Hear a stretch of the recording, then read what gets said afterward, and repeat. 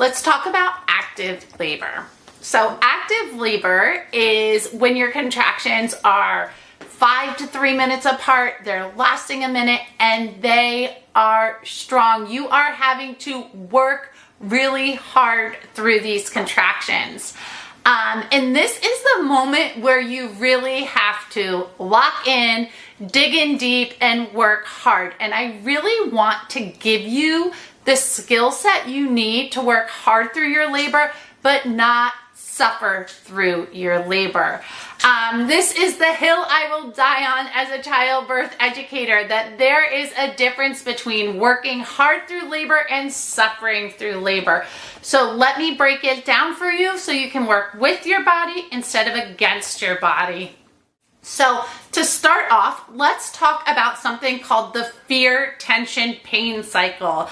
And this is a suffering cycle. So what this looks like is, let's say a mom is in active labor and she's having really strong contractions, and the contraction comes and she gets scared of the contraction. So fear enters her body, fear, contraction, fear, and then her body tenses up, shoulders start rising, hands come together, jaw clenches, this spot does this thing. And then the pain is actually quite worse. So contraction comes and mom goes, ooh, and she's trying to leave her body. She's working against her body. This is going to make the pain feel more intense.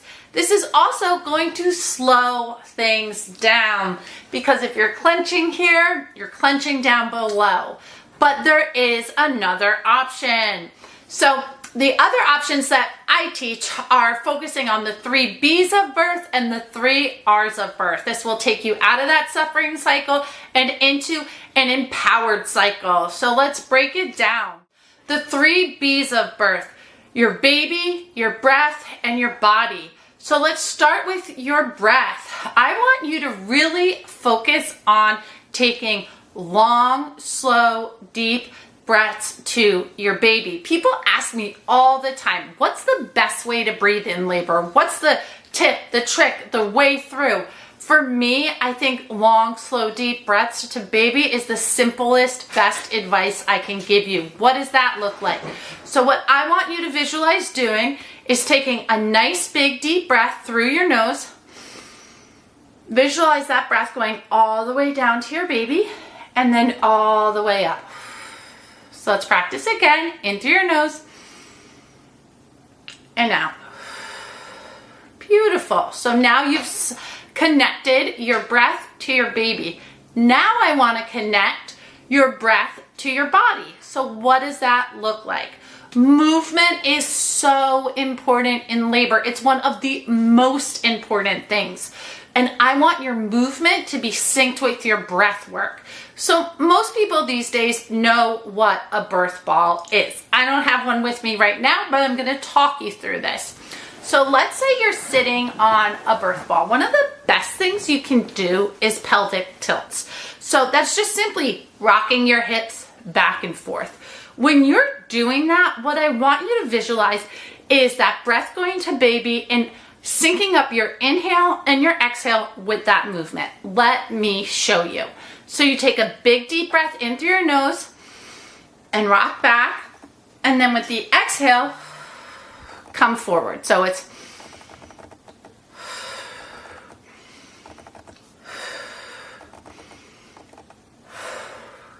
doing that is allowing you to work with your body, stay grounded, stay connected to your baby, use your breath as an anchor and a guide. Your breath is your anchor and your guide through labor.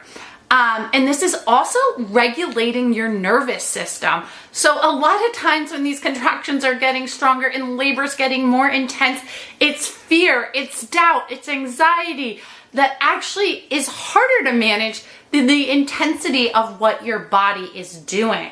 So if you can stay connected to your body, your breath, and your baby, you are going to stay away from that pain, fear, suffering cycle, and you're going to stay grounded, and it's also going to silence a lot of those thoughts and fears that are coming up in your mind. Now let's talk about the 3 R's. And the 3 R's, the 3 B's I kind of came up with. The 3 R's come from Penny Simpkin. Penny Simpkin was an amazing doula, amazing birth worker advocate. She started DONA International, which I'm certified through, and she came up with these 3 R's. Let's break them down. The first R is rhythm. What that means, and I already said this, is you want a little bit of movement with every contraction. Movement is medicine. I can't say this enough for labor. Labor is supposed to be active. We are not supposed to be laying flat on our backs. We are supposed to be listening to our body and moving with our bodies. There are lots of positions you can do, but the best position you can do is the position that your body guides you into. But let's say, as an example, you're leaning over the hospital bed, you're standing up, leaning forward, great position, and in that position, rocking back and forth, similar to what we just did on the birth ball. So any position you find yourself in, I want you to find the movement in that position. So rhythm, relaxation, and I know this can sound like an impossible ask, but you can do it. So the first thing I want to say, if there's any birth partners watching this video, we never say relax in the birth room, but we read mom's body language. So common places of tension. Here, I have my 11s, proud of them, by the way. Here, the jaw, the shoulders, and the hands, right? Sort of what I showed you with the suffering cycle. We want to focus, and doing those long deep breaths will help you do that, but keeping the shoulders nice and down, keeping our face nice and open, the jaw open, the hands open. Partners, we don't want to say relax, but we want to read mom's body language and respond to her cues. If the shoulders are up here, gentle touch on the shoulders. If she's holding tension here, maybe a cold washcloth or a palm here. Simple touch cues can make a big impact. So rhythm, relaxation, and the third one is ritual. So let's talk about, what does that mean, ritual?